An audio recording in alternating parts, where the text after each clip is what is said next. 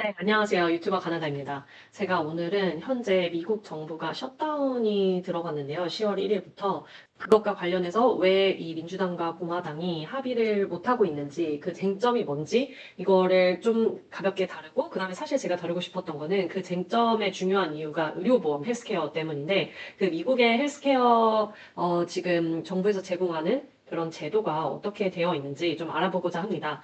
메디케어, 메디케이드, 오바마케어 이렇게 다양한 용어들이 난무하는 가운데 이것들이 각각의 어떤 것인지를 좀 설명해 보고자 합니다. 일단 9월 30일까지 그 공화당과 민주당이 내년 회계연도 예산에 대해서 합의를 하지 못하게 되면서 10월 1일부로 소위 말하는 그 정부 셧다운이 들어갔어요. 그러니까 예산안을 합의를 못하니까 예산을 이제 이 미국은 회계연도가 10월부터 시작하나? 10월 1일부터 이 예산 집행이 안 되는 거죠. 또 한 가지 의문인 게 상하원이 모두 지금 공화당이 장악을 하고 있잖아요. 근데 이 예산안 같은 경우는 상원에서 60표가 필요하기 때문에 민주당과의 합의는 지금 불가피한 상황인데 그게 합의가 지금 되지 않아서 통과가 안 되고 있는 겁니다. 근데 기본적으로 통과가 안 된 이유가 뭐냐? 그러니까 민주당이 왜 통과를 안 시켜주고 있냐? 그거는 가장 큰 이유가 이 의료보험 예산 때문인데요. 그 소위 말하는 오바마 케어라고 하는 게 Affordable Care Act 2012년에 통과된 이 법에서 보장하는 어떤 의료보험 제도를 이제 오바마 케어라고 하는 건데 이거에 대한 세제 혜택을 연장시켜주지 않았어요. 그러니까 이 지금 공화당이 가져온 예산안에는 이 세제 혜택 연장이 포함되지 않아 있습니다. 그래서 이거를 연장시켜달라라는 게 이제 민주당의 요구고 또 하나의 요구는 또 메디케이드라는 그 저소득층을 대상으로 하는 미국 정부에서 보장하는 의료보험이 있는데 이거에 대해서 공화당이 예산을 감액을 했는데 이거를 이제 회복해달라. 또 그 외에 보건당국 예산이 지금 감액되어 있는데 이것도 다시 감액하지 말고 원래대로 돌려놔라. 지금 민주당이 이런 것들을 요구하면서 합의가 안 이루어지고 있는 상황입니다. 그렇다면 여기서 말하는 이 Affordable Care Act 그리고 메디케이드 이런 게 다 지금 뭔지를 좀 이해하려고 하는 게 이번 지금 영상의 주제입니다. 우리나라 같은 경우는 이제 건강의료보험이 의무 가입이에요. 우리나라 국민은 다 의무적으로 가입하게 되어 있고, 뭐 직장 가입자는 직장이 없으면 지역 가입, 그리고 뭐 본인 직장이 없어도 가족 중에 직장 가입자가 있으면 거기에 의존해서 가입을 할 수 있는 방식이죠. 그런데 이제 미국은 그런 의무 가입이 아니라 다 선택 가입이고 민간에서 이게 제공을 한단 말이에요. 민영화돼 있는 거죠. 건강의료보험이. 그러면 직장이 있는 경우에는 미국도 직장이 있고 정규직이면은 회사에서 그 의료보험, 민간 의료보험을 가입하는 거를 이제 같이 부담을 해줘요. 부담을 같이 해주기 때문에 보통 정규직으로 직장이 있는 사람은 이 이제 소위 헬스케어, 의료보험이 문제가 되지 않아요. 근데 이제 문제가 되는 사람은 직장이 없는 사람. 그리고 직장이 있지만 비정규직이어서 뭐 회사에서 직장에서 의료보험 비용을 같이 부담해주지 않는 사람들. 이런 사람들은 이제 개인적으로 보험을 가입을 해야 되는 상황인 거죠. 그래서 이제 이런 사람들을 위해서 이게 미국 정부에서 제공하는 의료보험 제도가, 지원 제도가 있습니다. 크게 세 가지로 나눌 수가 있어요. 첫 번째는 메디케어라고 하는 그 65세 이상의 노년층들에게 제공하는 것입니다. 그리고 두 번째는 저소득층에게 제공하는 메디케이드가 있어요. 그리고 세 번째는 우리가 많이들 알고 있는 오바마 케어. 이거는 Affordable Care Act라는 법이 통과되면서 새롭게 시작된 프로그램이죠. 네, 간단하게 첫 번째부터 말씀드리면 메디케어입니다. 메디케어는 65세 이상 노년층에게 제공되는 연방 정부의 의료보험 제도입니다. 뭐 파트 A, B, C, D 이렇게 나눠져 있고 그 다음에 뭐 파트 A는 의무적으로 가입을 하는 거고 그다음 B, 뭐 C, D 이런 거는 돈을 더 내고 선택하는 그런 개념인데 기본적으로 일을 하면서 10년 이상 이 메디케어 세금을 냈다면은 파트 A는 모두 무료로 가입이 되고요. 만약에 뭐 10년 이하로 메디케어 세금을 냈다면 그 낸 세금의 정도에 따라서 이제 차등적으로 파트 A도 비용을 지불하게 되어 있습니다. 그다음에 이 외에 이제 파트 B, C, D 어쨌든 이런 거는 자기의 2년 전 소득 기준으로 그 차등적으로 비용을 부과합니다. 그러니까 더 많은 보장을 받고 싶으면은 돈을 더 내면 되는데 이거는 소득에 따라서 좀 더 다르게 비용이 부과됩니다. 이게 간단하게 설명하면 메디케어는 이렇고요. 지금 메디케어는 저희 주제와는 크게 상관이 없어서 이 정도로 설명을 하겠습니다. 그 다음에 이제 중요한 게 메디케이드와 오바마 케어입니다. 이거는 소득에 따라서 좀 지원하는 건데 메디케이드 자체는 그 자체가 의료보험입니다. 국가에서 저소득층을 대상으로 거의 무상으로 의료보험 서비스를 제공하는 그런 제도라고 할 수 있습니다. 그래서 내가 메디케이드에 가입할 수 있는 사람이다 하면은 메디케이드에 가입을 하면 거의 무료로 많은 의료 서비스를 받을 수 있습니다. 이 기준은 뭐냐? 이게 이제 예전 같은 경우에는 메디케이드가 굉장히 정말 진짜 어려운 사람들, 정말 극소수의 사람들만 커버를 했었어요. 그런데 2010년에 오바마 정부에서 Affordable Care Act라는 거를 통과시키면서 여기에서 이제 크게 우리가 보통 얘기하는 오바마 케어와 그 다음에 이 메디케이드를 확장하는 내용, 이 두 가지로 크게 설명을 할 수 있습니다. 그래서 먼저 메디케이드 확장하는 내용부터 설명을 드리면 이 메디케이드를 연방 저소득 기준, Federal Poverty 레벨의 138% 수준의 이하인 사람들은 메디케이드 대상이 되게 해놨어요.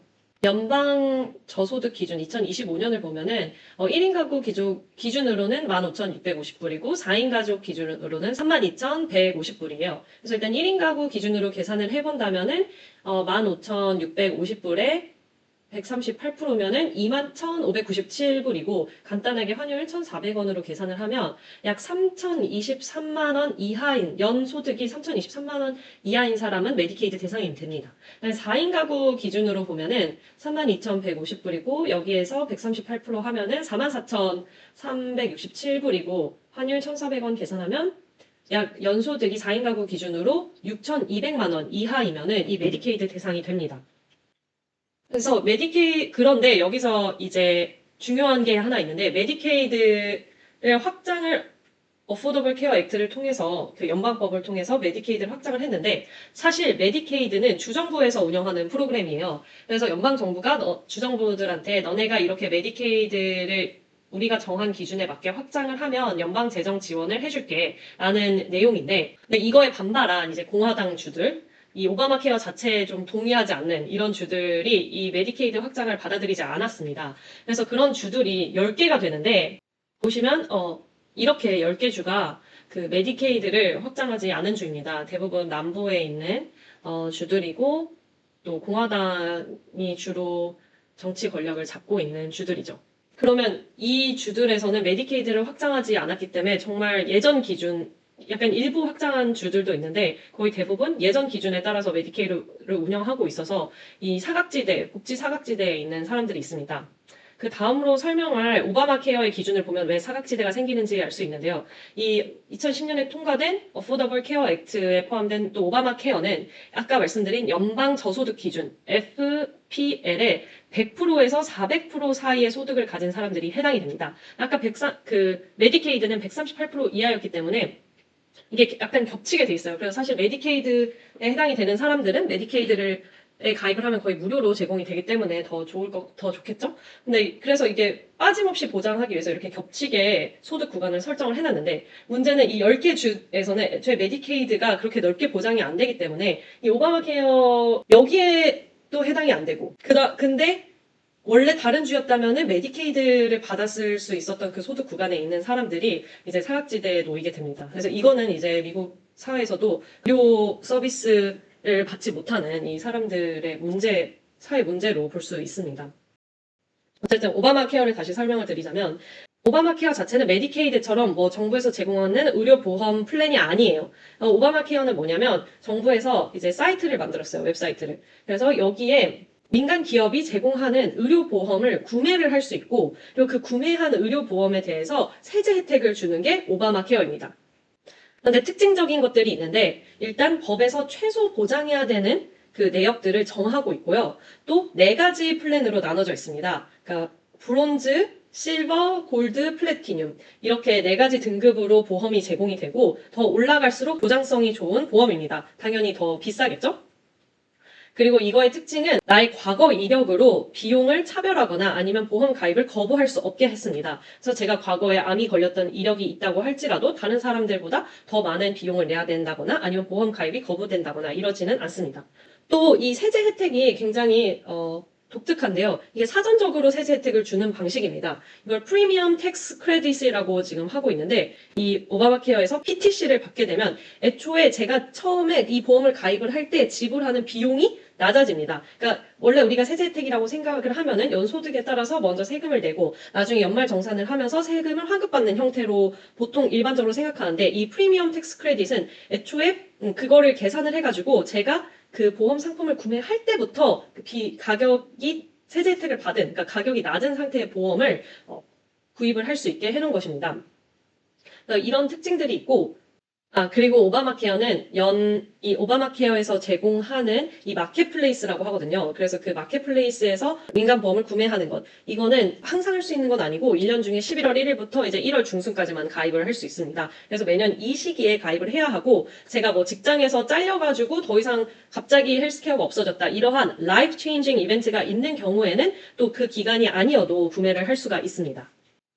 그런데 이제 오바마 케어 관련해서 유명한 뭐 대법원 판례도 있고 그런 다음에 정치 공방도 이제까지 많았었죠. 처음에 2010년에 이 어포더블 케어 액트 법이 통과되었을 때 그 의무 가입 조항을 넣었습니다. 우리나라 같은 경우는 의무 가입이죠. 근데 미국은 원래 선택 가입이었는데 법에 individual mandate라고 해서 모든 사람이 의무 가입, 보험을 의무 가입하게 해놓은 것입니다. 그래서 그 의무 가입하지 않으면은 페널티를 내도록 해놨어요. 대부분의 미국인들 중에 만약에 의료보험이 없으면 페널티를 내야 된다. 이런 인디비주얼 맨데이트를 넣어놨었는데 중요한 거는 그래야지 이 보험이 역선택의 문제 없이 잘 굴러갈 수 있기 때문이죠. 선택 가입으로 두면 많은 건강한 사람들은 솔직히 내가 아무리 세제 혜택을 받는다고 하더라도 내 돈을 내야 되는 건데 내가 보험을 가입할 유인이 적어지고 그 다음에 아픈 사람들은 보험을 가입할 유인이 많아지겠죠. 그럼 아픈 사람들만 계속 보험을 가입하게 되면은 결국 보험사도 그 가격 나가는 비용이 많으니까 가격을 올릴 수밖에 없고 또 가격을 올리면 또 그만큼 그 중에서도 건강했던 사람들은 또 의료보험을 탈퇴하고 또 아픈 사람은 더 의료보험을 가입하는 이런 역선택의 문제가 생길 수밖에 없잖아요.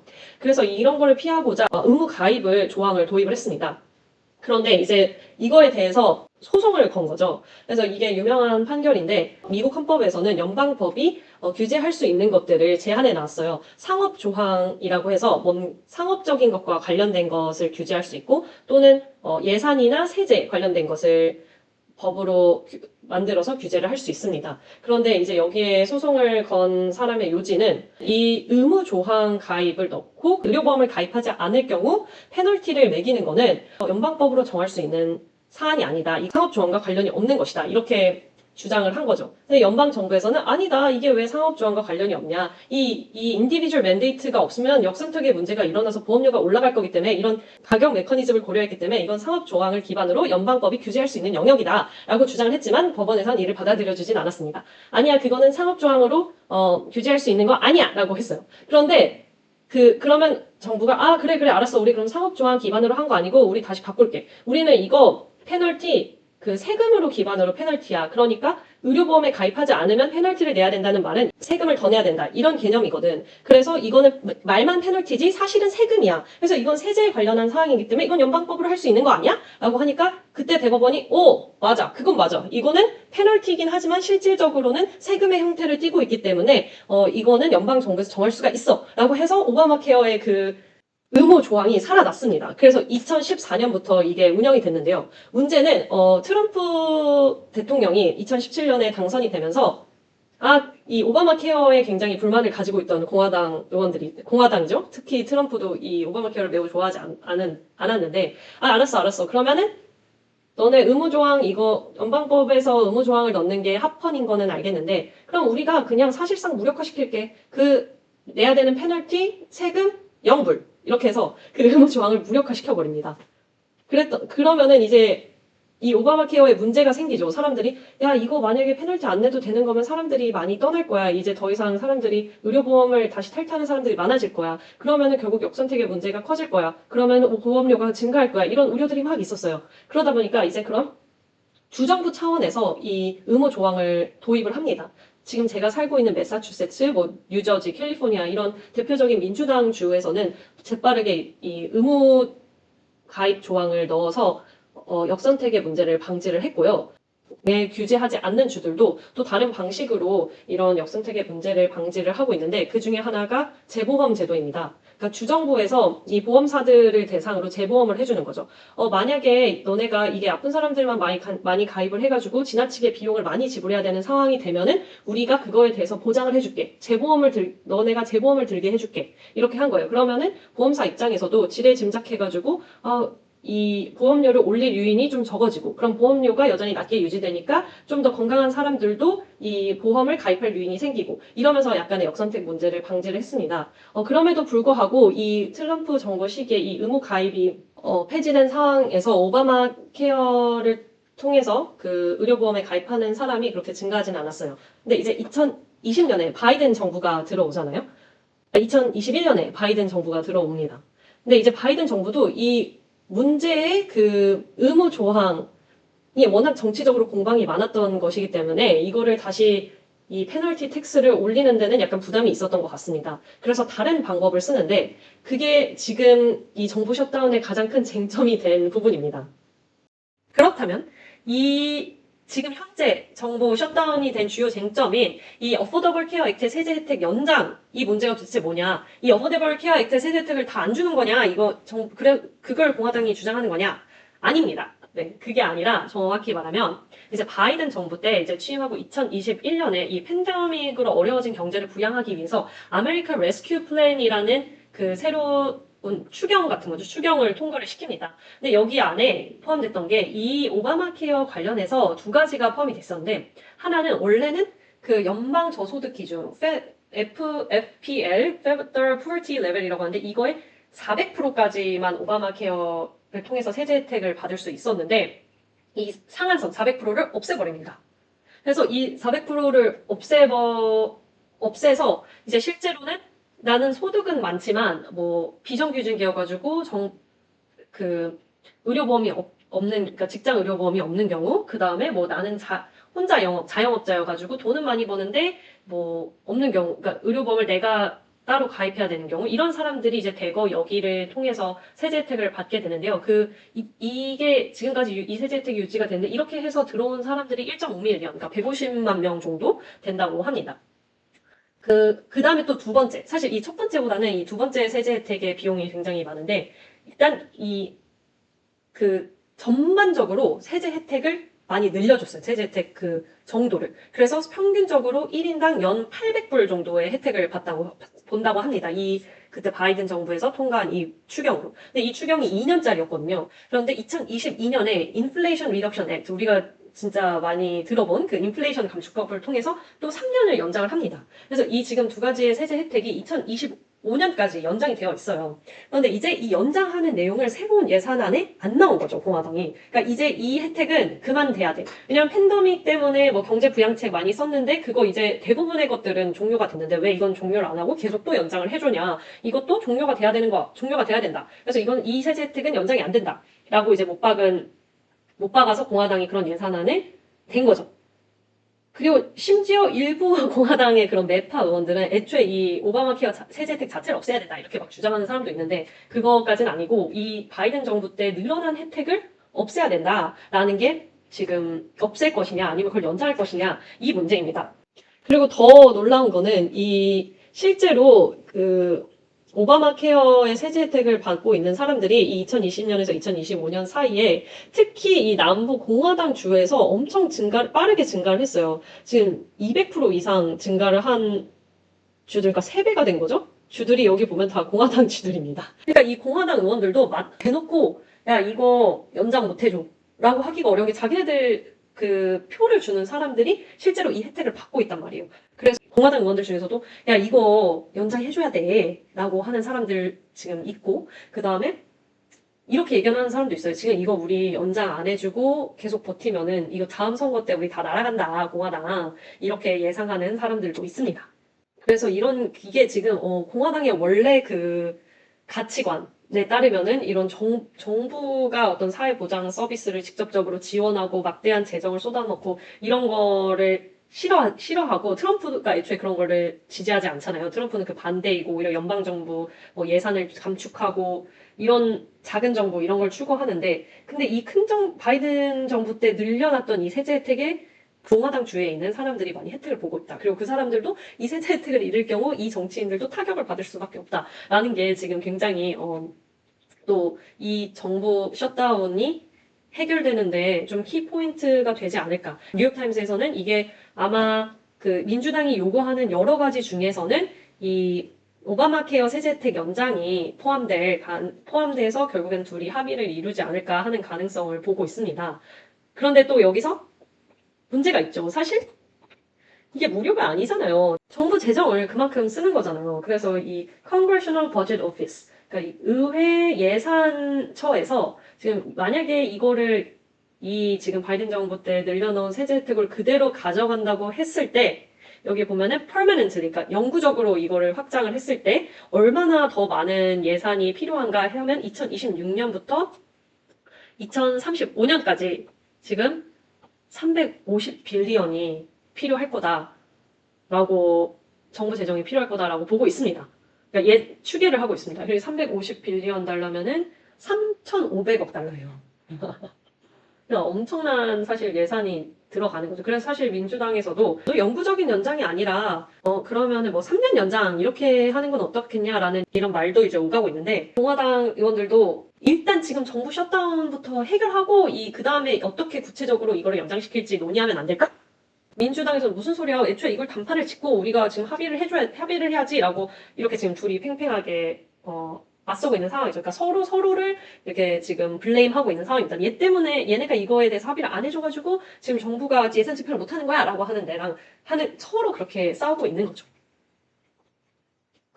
그다음에 제가 또 좀 흥미롭게 봤던 게 그렇다면은 세제 혜택이 연장이 안 됐어.